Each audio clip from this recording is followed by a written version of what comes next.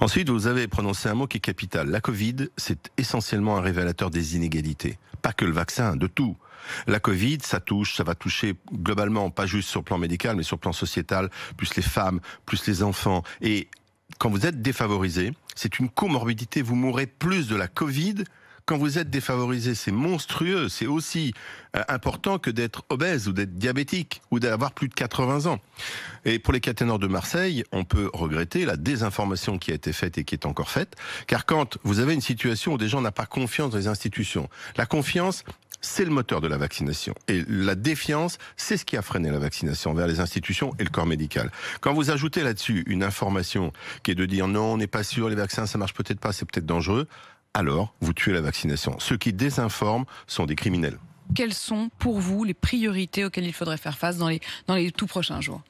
Alors, les tout prochains jours, c'est deux choses pour moi. La première, ce sont les écoles. La rentrée est là, on n'a pas les capteurs de CO2, pas suffisamment. On n'a pas les purificateurs d'air, pas suffisamment.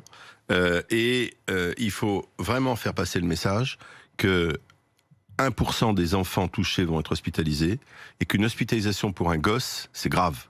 Même s'il sort vivant, j'ai trop entendu dire, c'est pas grave, on n'aura pas beaucoup de morts. Qu'est-ce que beaucoup, pas beaucoup de morts chez les enfants? C'est quoi? C'est 5, c'est 10, c'est 15, c'est 20?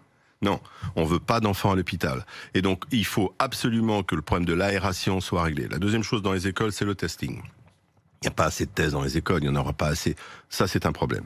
Et il faut que ces problèmes-là soient résolus. La deuxième chose que je voudrais vous dire, c'est ne recommençons pas les erreurs de la dernière fois. La situation est meilleure, bien meilleure, mais nous restons avec un taux d'incidence de 180 au niveau national, ce qui est beaucoup, et surtout, une nouvelle fois, tant que la pandémie n'est pas réglée dans le monde, elle n'est pas derrière nous. Donc l'erreur à ne pas commettre, c'est de dire tout est réglé.